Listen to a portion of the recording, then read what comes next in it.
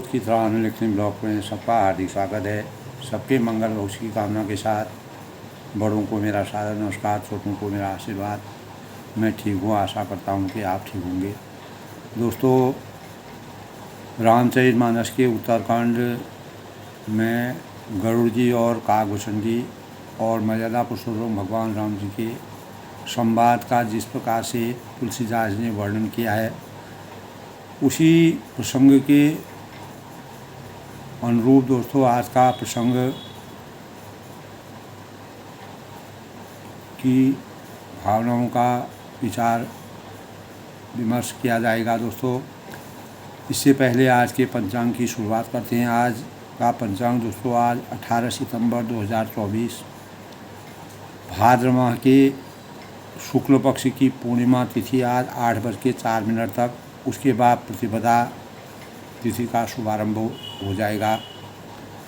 4:19 तक जो है बुधवार का दिन है दोस्तों, उत्तर भाद्रपद, और 11 बजे तक आज का दिन दोस्तों शुभकारी माना गया है। सूर्य कन्या राशि में प्रवेश करेंगे और योग गंड 11:28 तक, फिर वृद्धि योग का संयोग करण बब 8:04 शाम, और बाद में बालव 6:12 तक, कौलव 4:19 तक, बाद में तैतिल।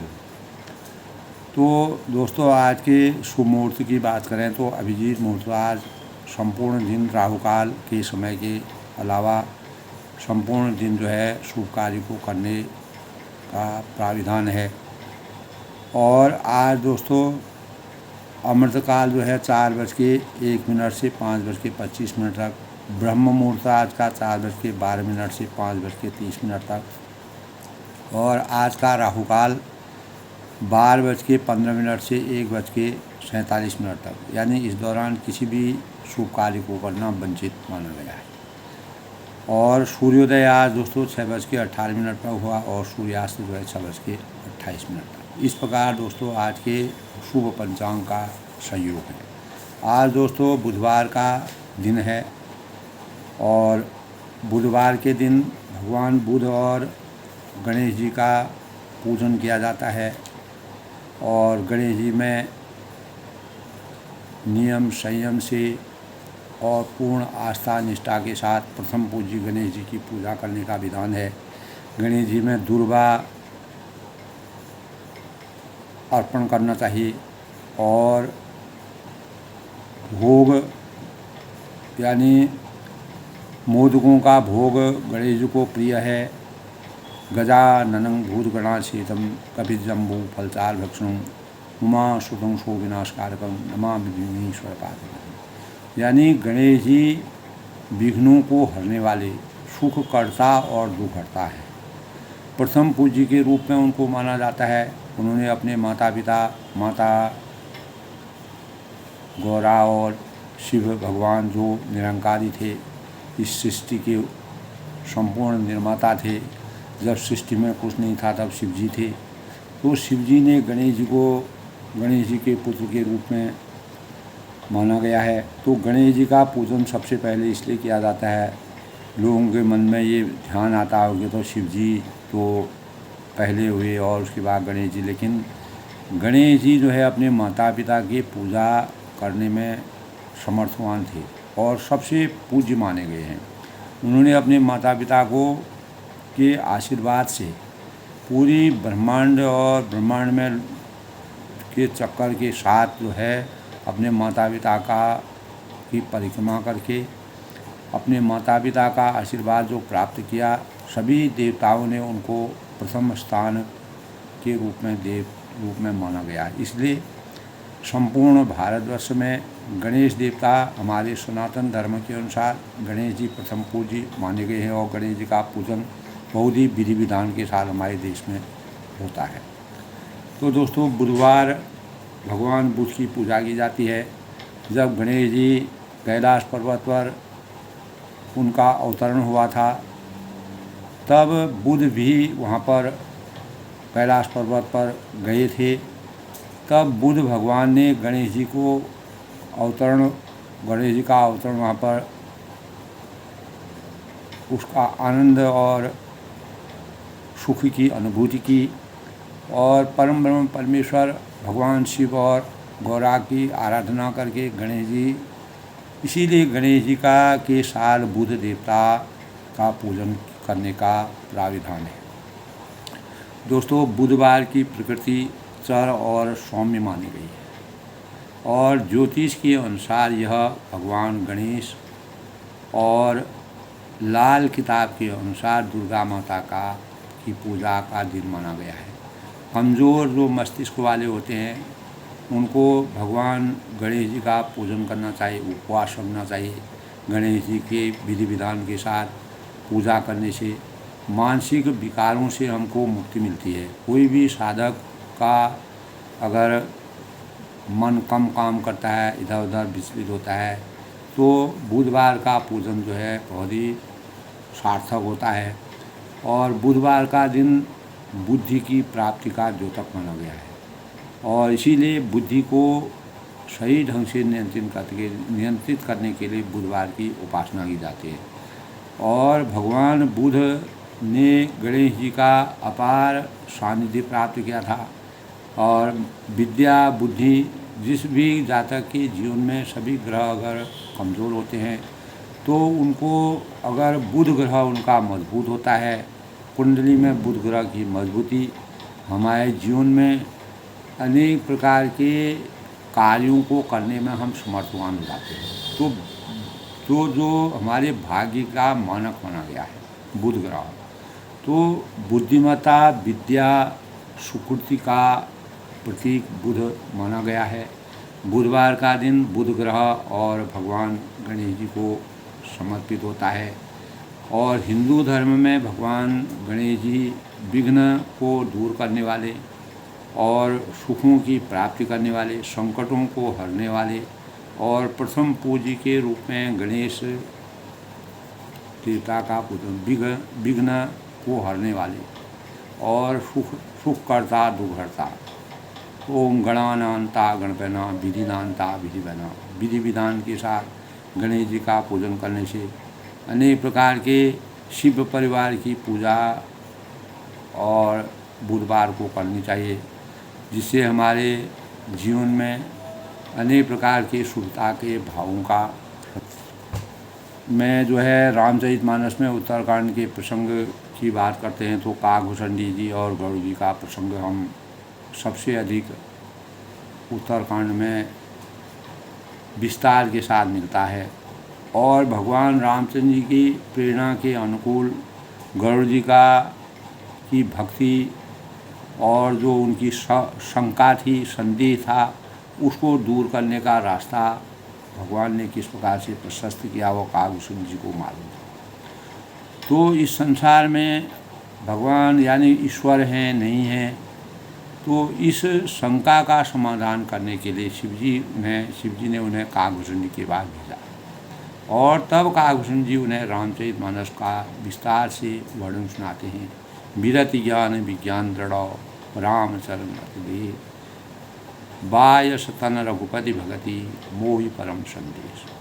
तब वैरागी ज्ञान और विज्ञान में दृढ़ जो हैं उनका श्री चरणों में प्रेम है और उन्हें भी रघुनाथ जी की भक्ति प्राप्त है। इस बात में मुझे अपार संदेह है, कहते हैं शंका है।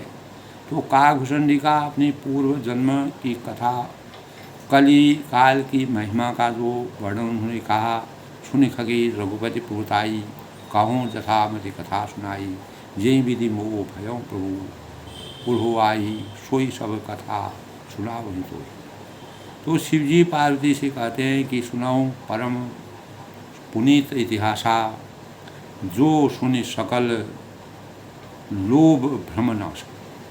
यानी वह कहते हैं कि हे सती, तुम धन्य हो, तुमने अपनी बुद्धि और अपने जय जिसके परिणाम स्वरूप कहूँ कौन विधि भा संवादा दो हरि भगत काग उर्मा मसा गौ मोही गिरा सुनि सरल सुहाई बोले शिव सादर सुख पाए। यानी कहाई काग भसंड और गरुड़, यानी तब वह कहते हैं कि कागभूषणी जी और गरुड़ इन दोनों हरि भक्तों से भगवान वह बातचीत करते हैं।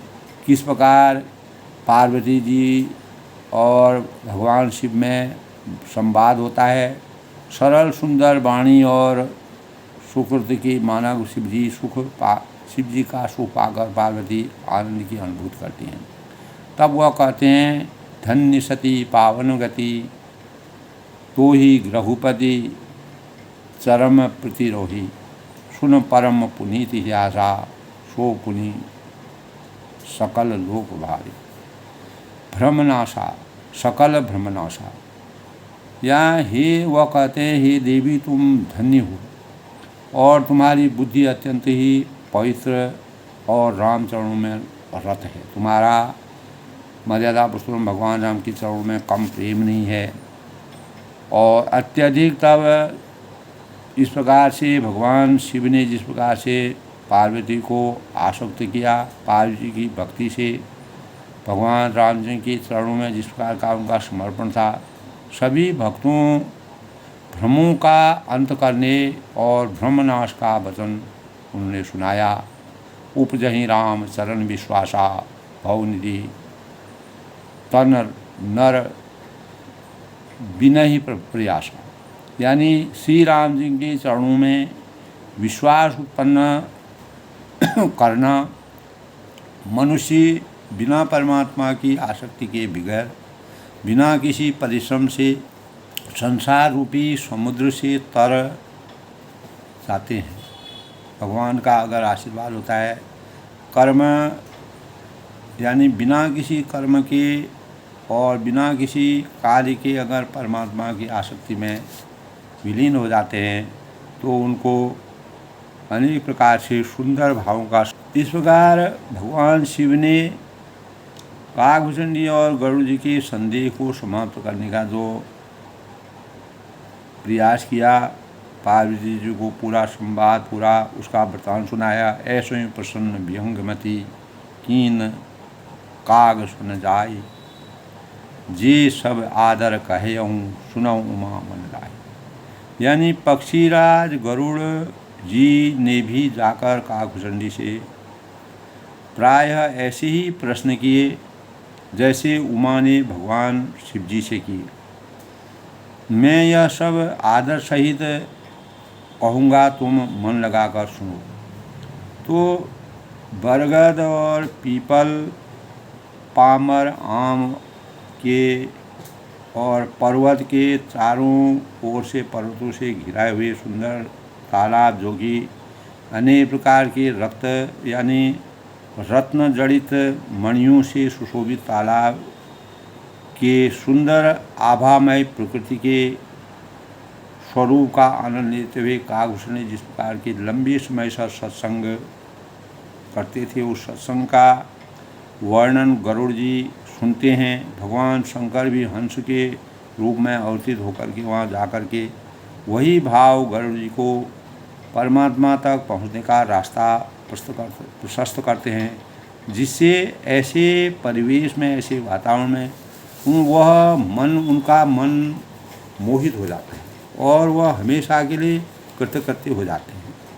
तो इसीलिए दोस्तों, मोई भगत प्रिय संतन अस विचार सुन काग, काय बचन मन मम पदौ करे हूँ अचल अनुराग। तब मर्यादा पुरुषोत्तम भगवान राम जी कहते हैं, हे कौवे या यही कागभूषण जी तुम सुनो, मुझे भक्त निरंतर प्रिय हैं। ऐसा विचार कर शरीर वचन और मन से अगर कोई मेरे चरणों में अटल प्रेम रखता है, वही मेरा सच्चा भक्त है। तो आज के प्रसंग में दोस्तों, भगवान रामचंद्र जी से कागभूषण जी का जिस प्रकार का सीधे प्रत्यक्ष स्वरूप और साक्षात रूप में जो संवाद होता है, परमात्मा उनको अपने ब्रह्मांड की रचना और जगत की रचना को का पूरा स्वरूप दिखाते हैं। तब कागभूषण जी को अपार ज्ञान की अनुभूति होती है और मर्यादा पुरुषोत्तम भगवान राम जी अपने सीख से, अपने विचारों से परमात्मा, आत्मा और परमात्मा के मिलन का जो वास्तविक चरित्र है उसको सुनाते हैं।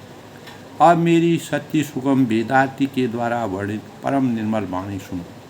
तब उन्होंने काकभूषण जी को जब उनको पूरा काकभूषण जी जो अटल विश्वास हो गया, तब उन्होंने निज सिद्धांत अपने सिद्धांतों को सुनाया और उन सिद्धांतों में वही सिद्धांत को अपने ध्यान में रखते हुए, ध्यानाकर्षण रखते हुए सिद्धांतों की अटलता को, मर्यादा को बनाए रखने के लिए कभी भी उसको अपने चिंतन से तजना नहीं, उसको त्यागना नहीं। अब सुन परम विमल मम वाणी सत्य सुगम निगमादिग बखानी निज सिद्धांत सुनाओ तो ही सुन मन धरु सब तजी भजु मोहि। सब कुछ छोड़ करके इस संसार में केवल परमात्मा की भक्ति में जो लीन हो जाता है वही वास्तविक भक्त है। मम माया संभव संसार। तो वह कहते हैं कि यह संसार सारा मेरी माया से उत्पन्न हुआ है। इस सृष्टि की रचना में ब्रह्मा विष्णु महेश का जो योगदान था वह परमात्मा के आशीर्वाद, उसकी डोरी जो है परम परमेश्वर मर्यादा पुरुषोत्तम रामचंद्र के नियंत्रण में थी और वह भी रात दिन उनकी रहस्यों का को देखते थे, सुनते थे, उनको विचार मंथन करते थे। अनेकों प्रकार के जो चर और सचराचर चराचर जीव हैं वे सभी मुझे प्रिय हैं, ऐसा परमात्मा कहते हैं, क्योंकि सभी मेरे उत्पन्न किए हुए हैं और मनुष्य मुझको इससे सबसे अच्छे मुझे मनुष्य स्वरूप लगता है, क्योंकि मानव ही संसार में परमात्मा की वास्तविक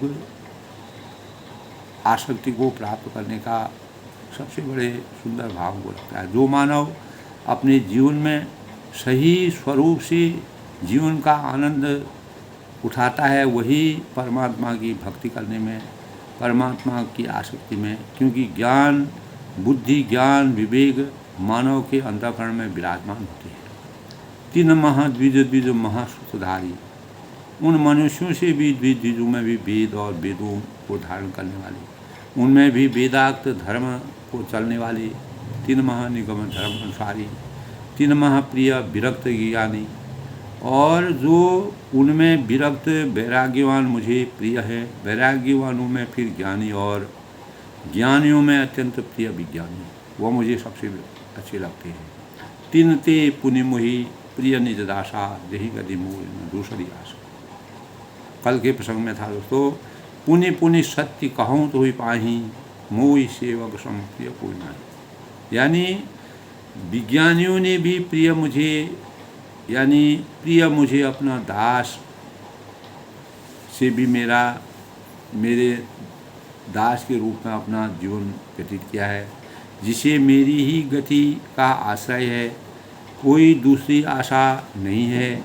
मैं तुमसे बार बार सत्य निज सिद्धांत, अपने जो मर्यादा है, जो सिद्धांत है, उनकी मर्यादा, उनके भावों को मुझे अपने सेवक के समान इस संसार में और कोई प्रिय नहीं।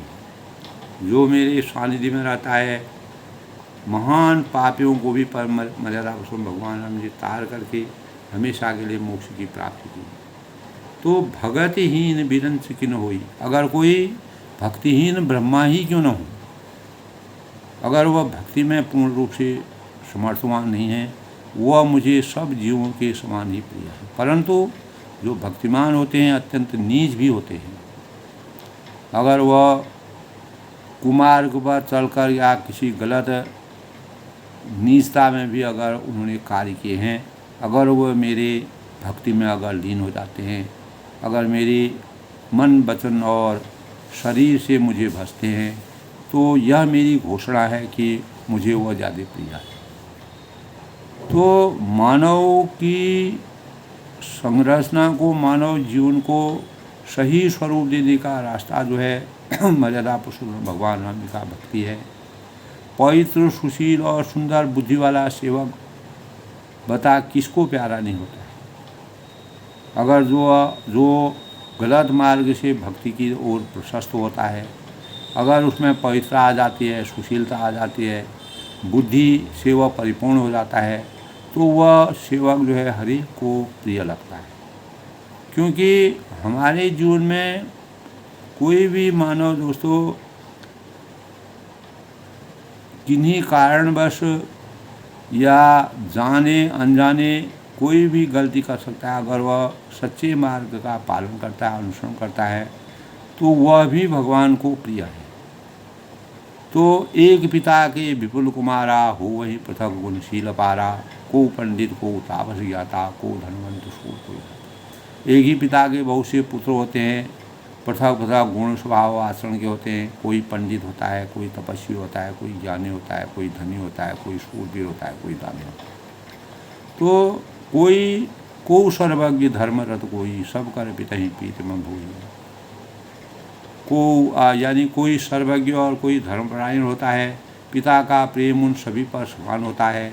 और परंतु इनमें से यदि कोई मन वचन और कर्म से पिता का भक्त होता है, तो स्वप्न में भी दूसरा धर्म नहीं जानता है।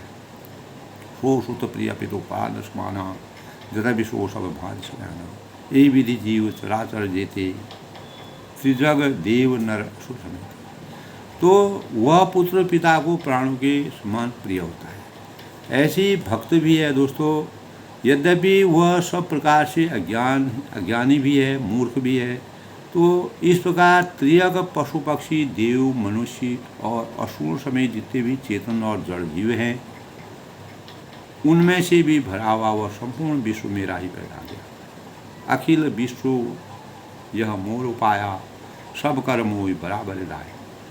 तीन मह जो परिहरि मद माया, भजय मोहि मन भज रुकाया। और उनमें इस प्रकार का संपूर्ण विश्व मेरा ही पैदा किया हुआ है। सृष्टि के कर्ता, भर्ता और हर्ता ये ब्रह्मा विष्णु महेश थे, और उनके संपूर्ण स्वरूप मर्यादा पुरुषोत्तम भगवान राम जी। ये हमारे शास्त्रों की मर्यादा के अनुसार आत्मा और परमात्मा के स्वरूपों का सही वर्णन है। अतः सब पर भगवान की बराबर दया होती है। जिस प्रकार पिता की नज़रों में एक ही पिता के अनेकों संतान होने पर भी सब पर कोई मूर्ख होता है, कोई पढ़ा लिखा होता है, कोई कौशलवान होता है, कोई कैसा होता है, अलग अलग गुण रूप शील स्वभाव होता है, लेकिन पिता की नज़रों में वह समान होता है। उसी प्रकार इस संसार में अनेकों प्राणियों ने जन्म लिया है, और वह कोई गलत कार्य करें, कोई सही कार्य करें, लेकिन परमात्मा की नज़र में परमात्मा जिसको पैदा किया है इस संसार में, इस सृष्टि में, सबके लिए समान भावनाओं का उन पर असर होता है। चाहे वह पुरुष हो, नपुंसक हो, नारी व जीव, स्त्री हो अथवा चर या अचर कोई भी, पुरुष नपुंसक नारी व जीव चराचर, सर्वभाव भज कपट तजी मोहि परम पुरुष। जो सारे भावों को छोड़ करके कपट मद मोह से विरक्त होता है, वही मेरा सच्चा भक्त है। वही मेरा प्रिय है। उसी को मैं जीवन भर अपने जीवन में अपनाता हूँ, और उसी को प्रेरणा के रूप में मानव जीवन का वास्तविक अवतरण प्रेरणा स्रोत के रूप में वही इस संसार में कार्य करता है। तो यह पूरा संसार मेरी आसक्ति के अनुसार चलता है, और पूरा संसार का नियंत्रण मैं करता हूँ। परमात्मा इस प्रकार के भावों से काकभूषण जी को बताते हैं, और इन्हीं भावों को काकभूषण जी गरुड़ जी को पूर्ण रूप से उनके भावों को और उनके संदेह को, उनके जो संदेशक भ्रम उनके अंतःकरण है, तो राम मर्यादा पुरुषोत्तम भगवान है। तब आचार संहिता के अनुसार मर्यादा पुरुषोत्तम भगवान राम जी ने मर्यादा और आदर्शता के भावों से काकभूषण जी को पूरा ज्ञान का पिपासु बनाया था। तो दोस्तों, जो प्रत्यक्ष देवता होते हैं, मनुष्य मनुस्मृति के अनुसार दोस्तों, वृद्धजनों, माता पिता, गुरुजनों और श्रेष्ठजनों को सर्वथा प्रणाम तथा उनकी सेवा करने वाले मनुष्य की आयु, विद्या, यश और बल चारों बढ़ते हैं। तो जब परमात्मा का आशीर्वाद होता है तो काकभूषण जी को और गरुड़ जी को भी उनके समस्त चीज़ें बढ़ी, इसीलिए काकभूषण ने 100 जन्मों तक जो है काक के रूप में, छोटे से कौवे के रूप में परमात्मा की भक्ति में लीन हुए, यानी उनके लीलाओं का उन्होंने पूरा अध्ययन किया। तो इसी प्रकार दोस्तों, तो 100 आचार्यों से बढ़कर एक पिता होता है और पिता से 1000 गुना अधिक माता गौरवमयी होती है, जिससे यह प्रमाणित होता है, यह ज्ञान हमको आता है कि तीनों हमारे प्रत्यक्ष देवता के रूप में हैं। इसीलिए इन तीनों की तन मन और धन से सेवा करनी चाहिए। माता पिता तो मे देवतम परम यद कर्तव्यम देतव्यम तदा ताभ्यम करो नहीं। गुरु गोविंद दोनों खड़े, काके लागू पाए, बलिहारी गुरु आपने गोविंद दियो बताए। तो इसीलिए इन तीनों की तन मन और धन से सेवा करनी चाहिए। तीनों को संतुष्ट रखना हमारा धर्म है, कर्तव्य है, हमारी नीति कहती है, हमारी मर्यादा कहती है, हमारे संस्कार करते हैं। इस संसार में दोस्तों इन तीनों देवताओं से रोज साक्षात्कार होता है। मर्यादा पुरुषोत्तम भगवान राम जी ने अपने माता पिता, अपनी प्रजा, अपने परिवार की मर्यादा को, रघुकुल की रीति को हमेशा के लिए सज्जित रखने के लिए काकभूषण जी को भी उसी प्रकार के ज्ञान से संचित किया था। तो उनकी नित्य सच्चे मन से सेवा करनी चाहिए। माता पिता और जो वृद्ध होते हैं तो देवता, और माता पिता गुरु को ही श्रेष्ठ हमारे साहित्य में माना गया है। उन्हीं से हमको रास्ता मिलता है। हम अपने इसीलिए मर्यादा पुरुषोत्तम भगवान राम जी को जहाँ राज मिलने वाला था वहाँ उनको वनवास मिला, लेकिन उन्होंने 14 साल के वनवास के दौरान मानव हित के और मानव कल्याण के जो कार्य किए, वह कोई भी आज तक इस संसार में, इस सृष्टि में पैदा नहीं हुआ है जिसने, और अंततोगता उन्होंने मानव रूप में अवतरित उनको होना पड़ा। और इसी प्रकार दोस्तों माता पिता गुरु को ही श्रेष्ठ इसलिए परमात्मा की नज़रों में, क्योंकि भगवान रामचंद्र जी में भी गुरु और माता पिता के सानिध्य से अपने जीवन को आदर्शता का प्रतीक बनाया। संसार में माता पिता गुरु से श्रेष्ठ कोई नहीं होता है। संस्कारिक होना और नियमों में बंधे रहना यह मनुष्य के हित में होता है। तो इसीलिए काकभूषण जी ने कौवे के रूप में भी जन्म लेकर के और परमात्मा के आशीर्वाद से अपने नियमों के में बंधे रहने का संकल्प, जो भाव थे संकल्प के, वही गरुड़ जी को बताए। माता पिता गुरु की आज्ञा का पालन ही मनुष्य मर्यादा पुरुषोत्तम भगवान राम जी ने अपने जीवन में किया, जिससे समाज हित की ओर बढ़ता है। और इनकी अवहेलना करके अप्रत्यक्ष देवता भी आराधना करना ठीक नहीं है। तो जिन प्रत्यक्ष देवता हमारे जीवन में, जितने भी दोस्तों प्रत्यक्ष रूप में देवताओं का वास है, उनकी आराधना करना, अप्रत्यक्ष रूप से कोई देवता की आराधना करना उतना सार्थक नहीं है। जिन प्रत्यक्ष देवताओं की सेवा में धर्म, अर्थ, काम और मोक्ष सभी चीज़ें छुपी हुई हैं, जिनकी पूजा से तीनों लोगों की पूजा हो जाती है, तो उनके समान पवित्र इस संसार में और कोई नहीं होता। तो भगवान रामचंद्र जी ने काकभूषण जी को इस प्रकार का ज्ञान दिया, वही ज्ञान गरुड़ जी ने प्राप्त किया। तो जिस प्रकार दोस्तों, यानी गीता में युधिष्ठिर ने एक बार भीष्म पितामह से उनकी अनुमति पाकर प्रश्न किया था कि धर्म पर चलने का मार्ग बताएं, यानी हम धर्म पर किस प्रकार से चल सकते हैं, उसका मार्ग हमको बताएं, तो वो और उसका आशीर्वाद हमको दें कि हम धर्म पर चलें। तब पितामह ने भी यही कहा था कि माता पिता गुरु की सेवा करना सबसे बड़ा धर्म है। तो इनकी आज्ञा का पालन इन तीनों की सबसे बड़ी पूजा है। महात्मा विदुर ने भी दोस्तों कहा था कि माता पिता की सेवा 7 द्वीपों की परिक्रमा के समान है। और रामचरितमानस में गोस्वामी जी ने कहा है कि दोस्तों जो पुत्र अनुचित और उचित का विचार छोड़कर पिता के वचनों का पालन करते हैं, मर्यादा पुरुषोत्तम भगवान रामचंद्र की प्रेरणा के अनुसार, वह सुख और सुयश के पात्र बनकर, इसीलिए उन्होंने आदर्शता के मानकों को प्राप्त किया, स्वर्ग में वास करते हैं। परमात्मा ने जल समाधि लेकर स्वर्ग में अपना स्थान पुनः स्थापित किया, पूरे संसार और सृष्टि की रचना करने में अपना अभूतपूर्व योगदान दे करके आज भी सृष्टि उसी रूप में चल रही है।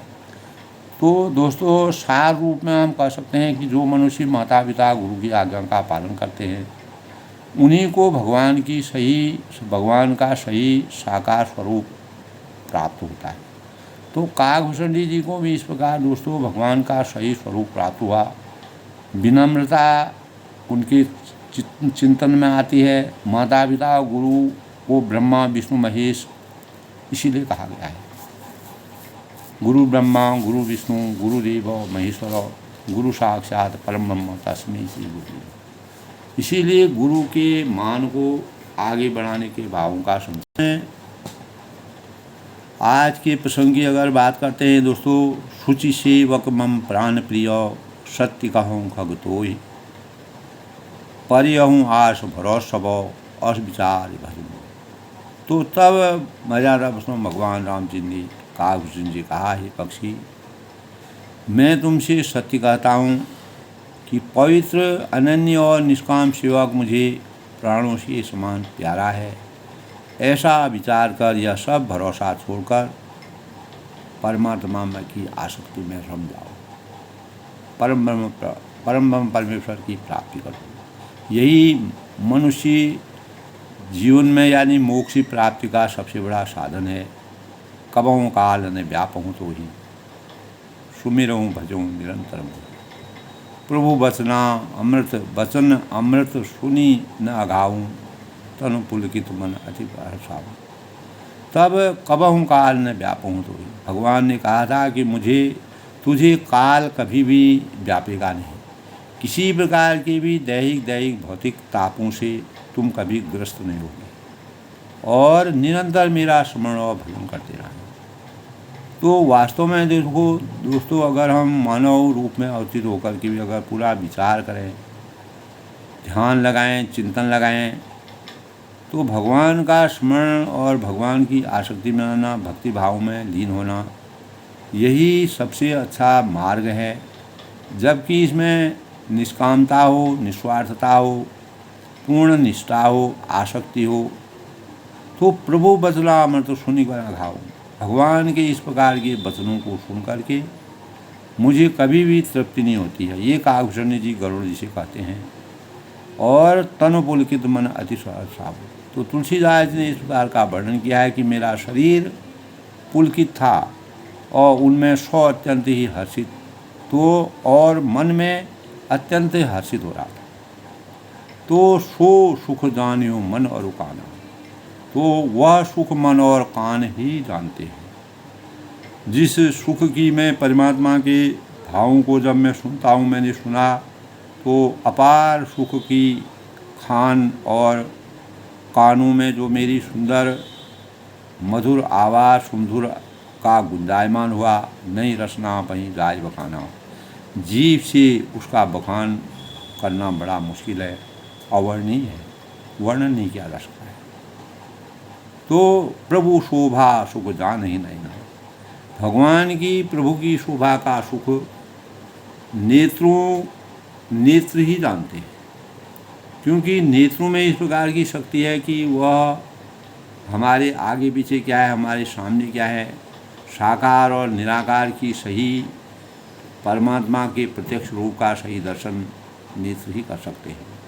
कहीं किमी सकहीं तिनहि नहीं बखाना, यानी पर वे कह कैसे सकते हैं, नेत्र कुछ बोल नहीं सकते हैं, उनसे वाणी तो ही और उनके वाणी तो ही तो है नहीं, उनके पास वाणी नहीं है, वो केवल सुख के आनंद की अनुभूति का के भाव को अपने अंतःकरण में लाना। तो नेत्रों से हम अच्छा देखते हैं और उससे हमारे अंतःकरण में, हमारी संवेदनाओं में सुविचारों का अवतरण होता है।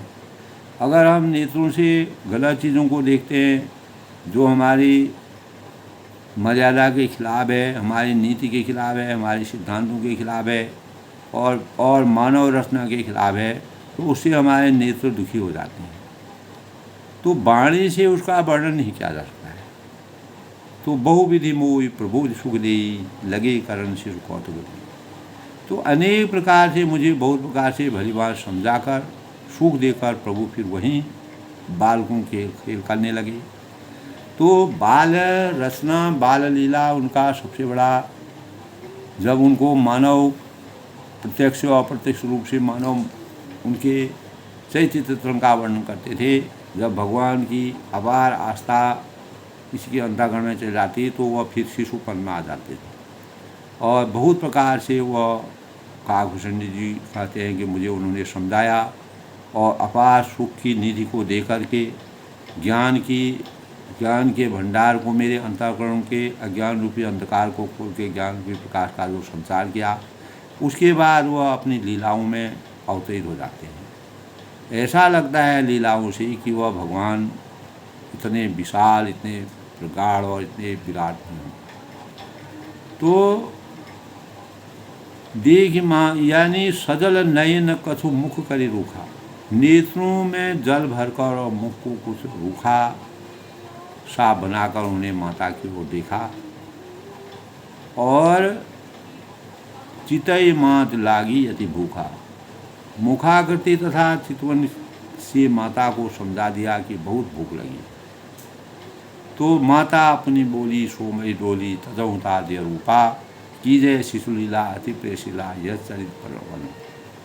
तो बाल कांड में दोस्तों मर्यादा पुरुषोत्तम भगवान राम जी के विशाल विराट स्वरूप को देख करके माता डर जाती है। तब वह भगवान जो है माता के उसी स्वरूप को, जब माता डरती हैं तो तब माता को विश्वास होता है कि मर्यादा पुरुषोत्तम भगवान राम जी तो मर्यादा पुरुषोत्तम है। और तो वह अपने मुख से कहते हैं कि वात्सल्य वर्णन तुम करो। तो मुखाकृति और चितवन से माता को समझा दिया कि बहुत भूख लगी। तो ऐसा फिर वह वात्सल्य वर्णन में आ जाते हैं। तब माता को अनुभव होता है कि राम मर्यादा पुरुषोत्तम भगवान राम जी, रामचंद्र जी सही भगवान के अवतारी है। ऐसा दृश्य से रचना को देख करके अपार सुख की अनुभूति होती है और ज्ञान का संचार होता है। बहुत प्रकार से भली भांति काकभूषण जी को समझा करके सुख देकर प्रभु फिर अपनी बाल लीला में अवतरित हो जाते हैं और नेत्रों में जल भरकर मुख को कुछ रूखा सा बनाकर उन्होंने माता की ओर देखा और मुखाकृति और चितवन से माता को समझा दिया कि बहुत भूख लगी है। तो काकभूषण जी ने मर्यादा पुरुषोत्तम भगवान राम जी की बाल लीला को देखने के लिए 5 साल तक अयोध्या में विचरण किया और भगवान के एक एक अवतार का मार्मिक हृदयस्पर्शी वर्णन किया, जो तुलसीदास की महानता का सबसे बड़ा परिणाम है, उसका रिजल्ट है। तो तुलसीदास जी के अथक प्रयत्न से जो साकार और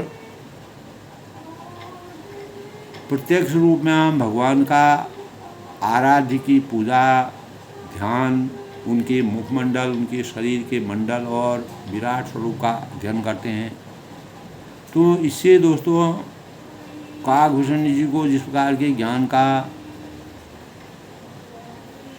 प्रभाव और सत्संग के प्रति उनकी रुचि बढ़ी, भक्ति के प्रति वह आकृष्ट हुए, उन्हीं भावों को उन्होंने माता को भी किस प्रकार से दिव्य रूप, दिव्य स्वरूप में वह प्रकट हुए, उसका उनको पूरा वर्णन उन्होंने गरुड़ जी को सुनाया। तो लंबे समय तक सत्संग की करने के लिए और अपने संदेह शंका को मिटाने के लिए भगवान शिव जी ने गरुड़ जी को जो है काकभूषणी के बाद भेजा था। और उस लंबे समय तक जब तक सत्संग नहीं किया जाता है, सत्संग का वास्तविक आशीर्वाद प्राप्त नहीं होता, तब हम इस भवसागर के दैहिक और दैहिक भौतिक तापों से अपने अज्ञान को नहीं हटा सकते। तो अशुभ बेश कृत शिव सुखद जय सुख लाग पुरारी ते सुख महुसन तल मगन अवधपुरी नर नारी। यानी जिस सुख के लिए अशुभ बेश कृत शिव सुखद जय सुख लाग पुरारी, जिस सुख से के लिए सुख की प्राप्ति के लिए सबको सुख देने वाले कल्याण स्वरूप त्रिपुरारी शिव जी ने अशुभ वेश धारण किया। तो भगवान शिव जी ने मर्यादा पुरुषोत्तम भगवान राम जी के वास्तविक भक्ति में अवतरित होने के लिए, उनके भक्ति के सौजन्य को प्राप्त करने के लिए, सुख की प्राप्ति के लिए और भगवान के सही स्वरूप का और भक्ति के भावों का संचार करने के लिए सुख देने वाले करुणा स्वरूप त्रिपुरारी शिव जी ने भी अशुभ वेश अपना धारण किया, जिसके परिणाम स्वरूप ते सुख महु संतन मगन अवधपुरी नर नारी। उस सुख में अवधपुरी के नर नारी और निरंतर निमग्न रहते थे। तो वेश इस प्रकार से उसी सुख का अवधपुरी के जो निवासी है वह जो है साकार रूप में दर्शन कर रहे हैं, लेकिन भगवान शिव को जो है अनेक प्रकार के अशुभ वेश को धारण करना पड़ा। तो भगवान शिव जो है काकभूषण जी से मर्यादा पुरुषोत्तम भगवान राम जी के सत्संग की वास्तविक संरचना को सुनने के लिए हंस के रूप में वहाँ पर गए और उन्होंने लंबे समय तक सत्संग से मर्यादा पुरुषोत्तम भगवान राम जी के स्वरूप का वर्णन सुना। तो जिन बारक सपने हूँ लहू सोई सुख लव लेस जिनो, बारक सपने हूँ लहू सोई सुख लव ने जीन, ब्रह्म सुख सज्जन सुमति ते नहीं गनई खगेश। यानी जिन बारक सपने हूँ लहू, बारक सपने हूँ लहू यानी उस सुख का लवलेश मात्र एक अंश भी जिनको एक बार स्वप्न में भी प्राप्त कर लिया होता है, अगर हम स्वप्न में भी उस सुख की अनुभूति को अगर स्वप्न में भी देख लेते हैं, स्वप्न में उसके भावों को भी हमको आसक्ति हो जाती है, तो हे पक्षीराज, वे सुंदर बुद्धि वाले सज्जन पुरुष उनके सामने ब्रह्म सुख को भी कुछ नहीं गिनते। तो उसके सामने जो ब्रह्म सुख है वह भी बेकार हो जाता है। तो उस सुख का वास्तविक सुख का जो जिस सुख के लिए सुख देने वाले कल्याण रूप त्रिपुरारी शिव जी के शिव जी ने भी अशुभ रूप धारण करके मर्यादा पुरुषोत्तम भगवान रामचंद्र जी का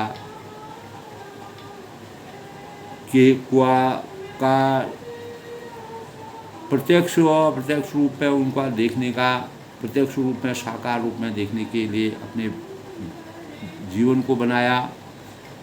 उस सुख में अवधपुरी के नर नारी निरंतर निमग्न रहते हैं, लेकिन भगवान शिव को अशुभ वेश में उनका साकार स्वरूप देखना पड़ा। सोई सुख लवलेश जिनो बारक सपने उलयो, ते नहीं गनई सगेश ब्रह्म सुख सज्जन सुख। यानी उस सुख का लवलेश मात्र जिन्होंने एक बार स्वप्न में भी प्राप्त कर लिया, तो परमात्मा की आसक्ति में उस सुख का, उस भक्ति की वास्तविक प्रसाद को प्राप्त अगर किसी ने क्षण मात्र भी, अगर लवलेश मात्र भी प्रकार वह स्वप्न में भी उसको देख लिया, तो हे पक्षीराज, सुंदर बुद्धि वाले सज्जन पुरुष उसके सामने ब्रह्म सुख को भी नहीं गिनते हैं। जो ब्रह्म सुख होता है, परमात्मा का जो वास्तविक जो ब्रह्मा का सुख माना जाता है, वह सुख भी उनके सामने फीका पड़ जाता है। यानी राम भक्ति सर्व सुख संपन्न भक्ति का आशीर्वाद है।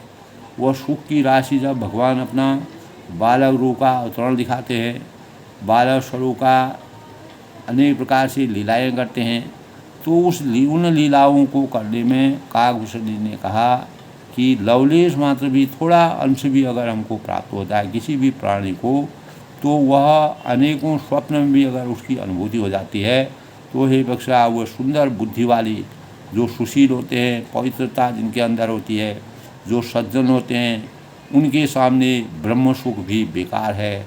और परमात्मा मर्यादा पुरुषोत्तम भगवान राम जी का अगर सुख हमारे जीवन में प्राप्त हो जाता है, तो हम सब सुखों की प्राप्ति का भाव हमारे अंतःकरण में होता है। हम सर्वशक्तिमान हो जाते हैं, हमारा ज्ञान चक्षु हमारे खुलते हैं, हम अज्ञान रूपी अंधकार से ज्ञान रूपी प्रकाश की तरफ बढ़ते हैं, हमारी संवेदनाओं में सुंदर भावों का ज्ञान होता है, परमात्मा का ध्यान लगता है, और हम सब कुछ छोड़ करके भगवान की भक्ति में लीन हो जाते हैं। तो दोस्तों, अपनी वाणी को विराम देते हुए मर्यादा पुरुषोत्तम भगवान राम जी ने काकभूषण जी को जिस प्रकार से अपने ज्ञान और सच्चे सुख की अनुभूति का जो वर्णन किया है, तुलसीदास ने अपनी अभूतपूर्व भक्ति से, अपने ज्ञान से, अपने साहित्य से साकार रूप में जिस प्रकार मर्यादा पुरुषोत्तम भगवान राम की चरित्र चित्रण का वर्णन किया है, वह हमेशा के लिए इस सृष्टि में हमेशा के लिए अमृत के समान हमारे जीवन में वरदान का कार्य करेगा। प्रत्येक आने वाले सृष्टि के लिए, आने वाले जीवन के लिए, हमारे भावी पीढ़ियों के लिए एक प्रेरणा के स्रोत में मार्ग निर्देशन का सबसे बड़ा स्वरूप और आदर्शता, मर्यादा और संस्कारों का सबसे बड़ा मानक, सबसे बड़ी सुख की अनुभूति का ज्ञान हमको होगा। वास्तविक सुख इस संसार में क्या है, इस सृष्टि में सबसे बड़ा सुख क्या है, उसका एहसास हमको होगा। तभी हम सच्चे और भक्ति भावों में समर्पण के भाव हमारे अंतर प्रवास होंगे। सबके मंगल व उसकी कामना के साथ सभी लोगों में मर्यादा पुरुषोत्तम भगवान राम जी का आशीर्वाद हो। सब लोग सुखी रहें, खुश रहें, प्रसन्न रहें।